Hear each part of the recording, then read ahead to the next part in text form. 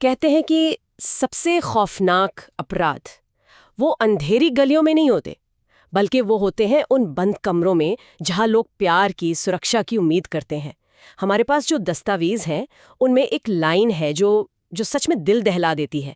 कभी कभी सबसे खौफनाक क्राइम्स अजनबी नहीं, बल्कि वो लोग करते हैं जिन पर हम सबसे ज्यादा भरोसा करते हैं। और यही बात इन अपराधों को इतना ज्यादा भयानक बना देती है, क्योंकि यहाँ हमला सिर्फ जिस्म पर नहीं होता है, ये हमला भरोसे पर होता है, उस यकीन पर कि आप किसी के साथ महफूज हैं। बिल्कुल।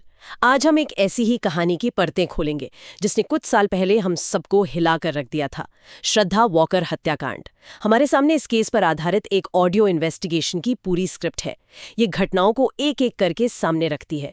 हमारा मकसद सिर्फ कहानी सुनाना नहीं है, बल्कि उन वजहों को समझना है जिनकी वजह से ये सब हुआ। सही कहा। ये कहानी सिर्फ एक लड़की के कत्ल की नहीं है, ये उन चेतावनियों की कहानी है जिन्हें अनदेखा किया गया। ये एक रिश्ते के धीरे धीरे जहरीले हो जाने की है, और ये हमारे समाज और सिस्टम पर भी कुछ बहुत गंभीर सवाल खड़े करती है।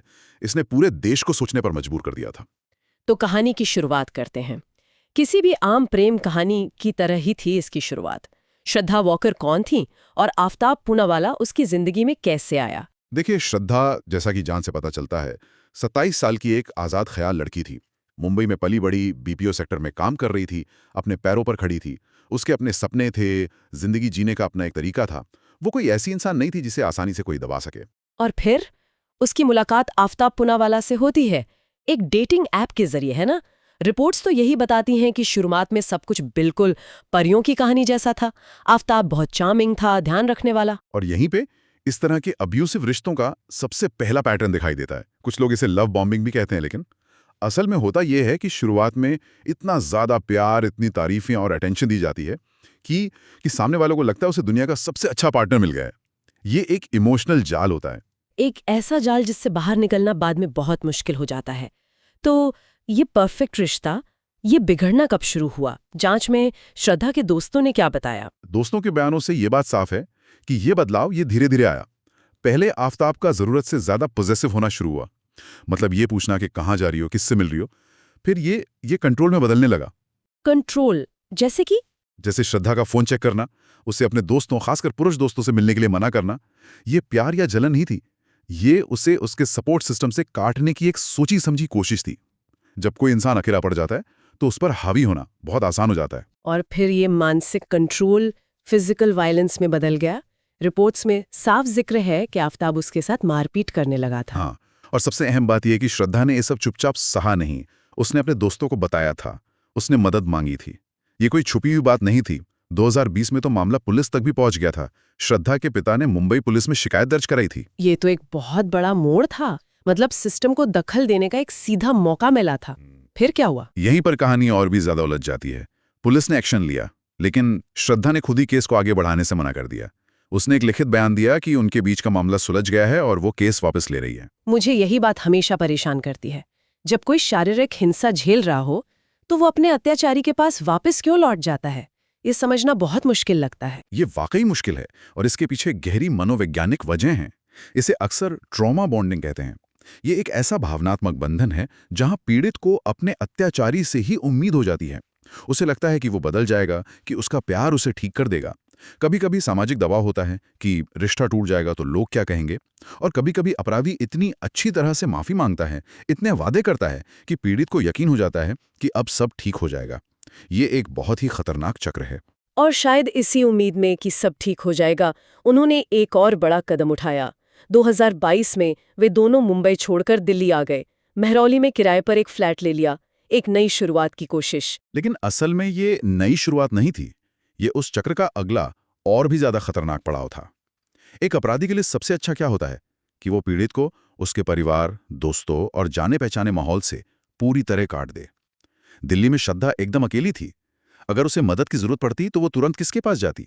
वो पूरी तरह से आफताब पर निर्भर हो गई थी। और रिपोर्ट्स यही बताती हैं कि दिल्ली आने के बाद हिंसा कम नहीं हुई, बल्कि और बढ़ गई। अब उनके झगड़े की मुख्य वजह शादी बन गई थी। श्रद्धा रिश्ते को एक नाम देना चाहती थी, शादी करना चाहती थी, और आफताब इसके लिए तैयार नहीं था। शादी का मुद्दा ऐसे रिश्तों में अक्सर एक ट्रिगर पॉइंट बन जाता है। ये रिश्ते की असलियत को सामने ले आता है।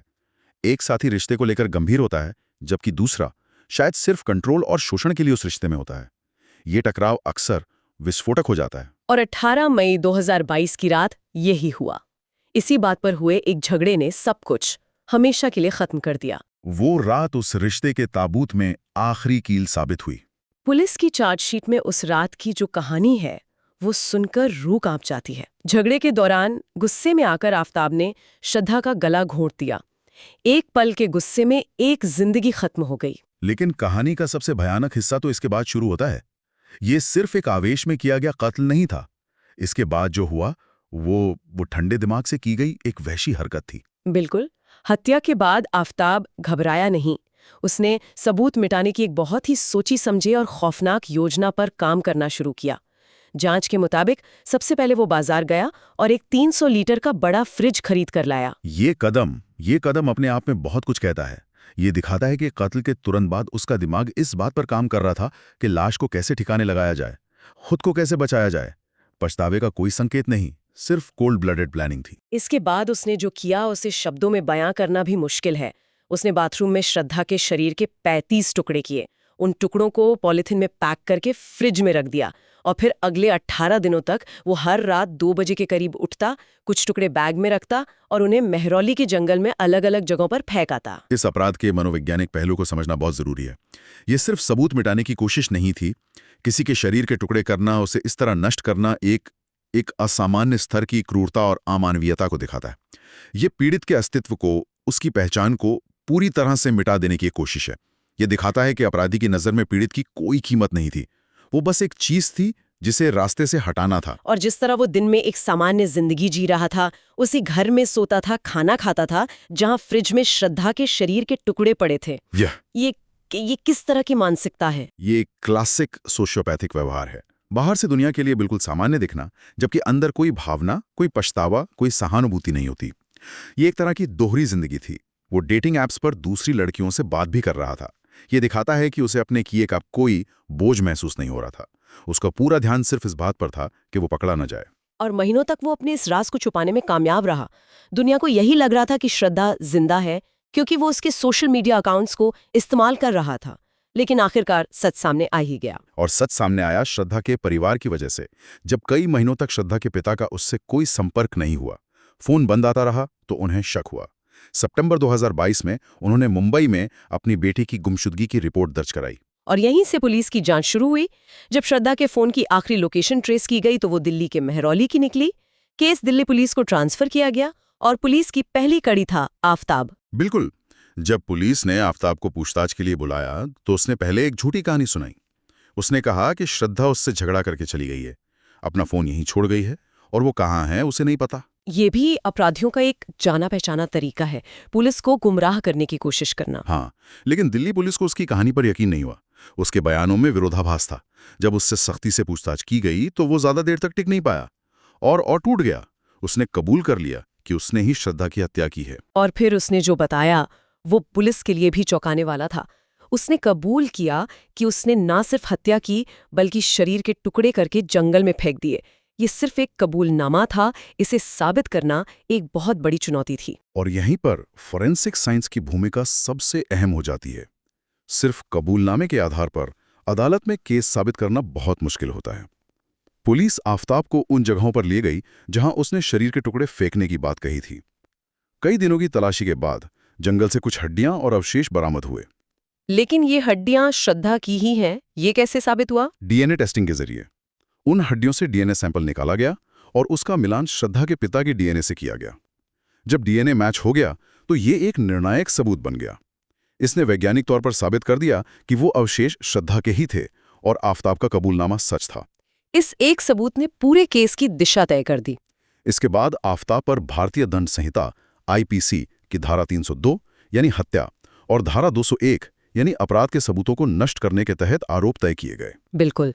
ये केस दिखाता है कि कैसे पारंपरिक पुलिस जांच और आधुनिक विज्ञान दोनों मिलकर सबसे जटिल मामलों को भी सुलझा सकते हैं। तो इस पूरी कहानी को देखने के बाद हम किस नतीजे पर पहुंचते हैं? ये सिर्फ एक क्राइम स्टोरी नहीं है। ये उन रेड फ्लैग्स, उन चेतावनी के संकेतों की कहानी है जिन्हें एक रिश्ते में बार बार नजरअंदाज किया गया, पोजेसिव होना, कंट्रोल करना, हिंसा, ये प्यार नहीं, ये खतरे की घंटी है। और इसका सामाजिक असर भी बहुत गहरा था। इस केस ने पूरे देश में घरेलू हिंसा, लिव इन रिलेशनशिप में सुरक्षा और हमारे सिस्टम की जिम्मेदारियों पर एक बहुत जरूरी बहस छेड़ दी। लोगों ने पूछना शुरू किया कि जब एक लड़की मदद के लिए चिल्ला रही थी तो हम उसे सुन क्यों नहीं पाए। उसके दोस्त जानते थे, परिवार ने शिकायत की थी, फिर भी उसे बचाया नहीं जा सका। ये हमें एक समाज के तौर पर भी बहुत कुछ सिखाता है। घरेलू हिंसा को पति पत्नी का निजी मामला या आपसी झगड़ा समझकर नजरअंदाज करना कितना घातक हो सकता है।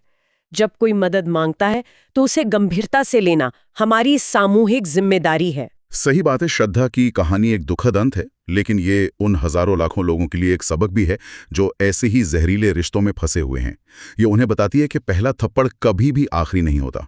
इस पूरी चर्चा के बाद एक सवाल है जो मेरे मन में अटक गया है और शायद हमारे सुनने वालों के मन में भी आएगा। क्या सवाल? हम सबने इस कहानी के चेतावनी के संकेतों यानी रेड फ्लैग्स की बात की, लेकिन एक समाज के तौर पर हम इन संकेतों को पहचानने और उन पर सही समय पर एक्शन लेने में कहाँ चूक जाते हैं? वो कौन सी कड़ी रह जो बार बार टूट जाती है, चाहे वो परिवार हो, दोस्त हो या फिर पुलिस सिस्टम, जो किसी की जान बचा सकती थी? ये एक ऐसा सवाल है जिसका जवाब हम सबको मिलकर खोजना होगा।